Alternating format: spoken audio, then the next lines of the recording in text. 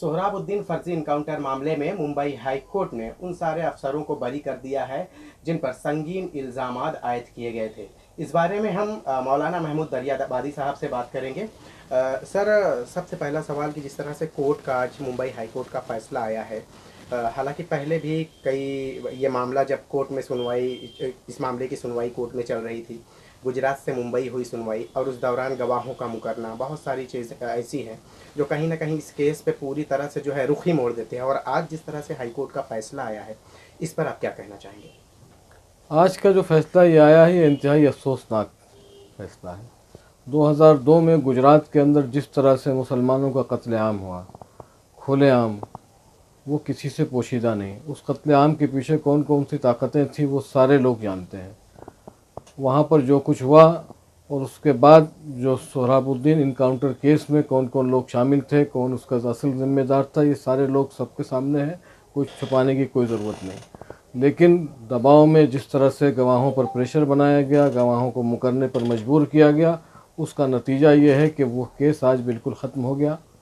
उसके जो भी असल जिम्मेदारान थे वो सब एक एक करके केस से डिस्चार्ज हो रहे हैं। आज मुंबई में भी बंजारा और अमीन समेत कई लोगों को डिस्चार्ज कोर्ट ने कर दिया है। ये हमारे लिए इंतहाई अफसोसनाक है, हम इसकी मजम्मत करते हैं। दूसरी बात ये, इतना बड़ा कत्लेआम हो गया 2002 का, अगर इन लोगों ने नहीं किया फिर किसने किया?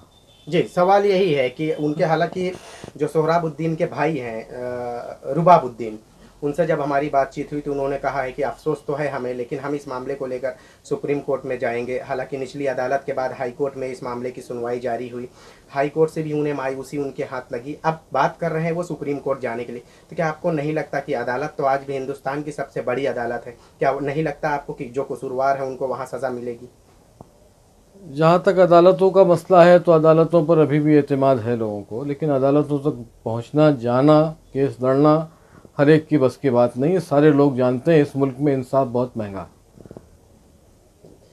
इसके पहले भी देखिए, जब अमित शाह खुद इस मामले में जो है आरोपी बनाए गए थे, लेकिन मामला फिर जस्टिस लोहिया की मौत, ये बहुत सारी चीज़ें ऐसी है जो कहीं ना कहीं इस पूरे मामले को लेकर एक नया रुख पूरी तरह से दिया जा रहा है। अब जिस तरह से आपने कहा कि आखिर असल कसूरवार कौन होगा, तो मामला निचली अदालत से हाई कोर्ट, सुप्रीम कोर्ट, लेकिन सवाल तो आज भी आम इंसान के लिए ये बरकरार तो रहेगा कि असल कसूरवार कौन है। बिल्कुल, ये तो ऐसा हो गया कि जैसे आदमी ने खुद अपने आप को मार लिया। गुजरात में जो 2002 में जो फसादात, जो हंगामे हुए, उसमें मालूम हुआ कि बिल्किस बानो ने खुद अपना रेप कर लिया। जाफरी साहब ने खुद अपने आप को जला लिया। क्या कौन उसका जिम्मेदार है? कहाँ चले गए वो लोग? जब इन लोगों ने नहीं किया, दूसरा कोई आप सामने नहीं लाए, तो असल जिम्मेदारान कौन है, उसका कौन पता लगाएगा? हमसे बात करने के लिए बहुत बहुत शुक्रिया। तो ये थे मौलाना महमूद दरियाबादी साहब, जिन्होंने हमसे अपने ख्यालात का इजहार किया। सोहराबुद्दीन मामले को लेकर कई अटकलियां लगाई गई हैं, कई बार इस तरह से भी मामले सामने आए कि जिस तरह से जस्टिस लोहिया की मौत और उसके साथ साथ जो है बीजेपी के जो आला सियासतदान इसमें खुद एक मुलजिम के तौर पे जो है सामने आए और उन्हें बरी कर दिया गया।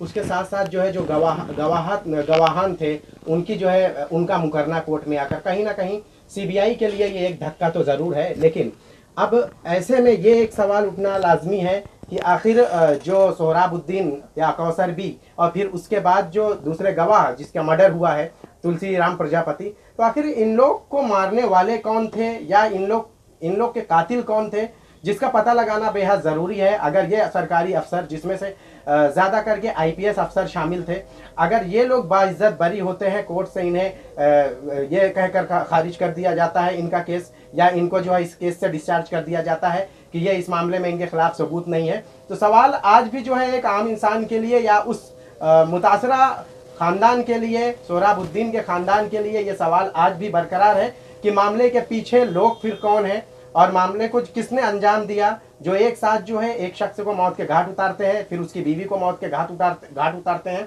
फिर उसके साथ साथ जो इस मामले में गवाह होते हैं उन्हें भी मौत के घाट उतार देते हैं। ये सवाल आज भी बरकरार है। मुंबई से ईटीवी भारत के लिए शाहिद अंसारी।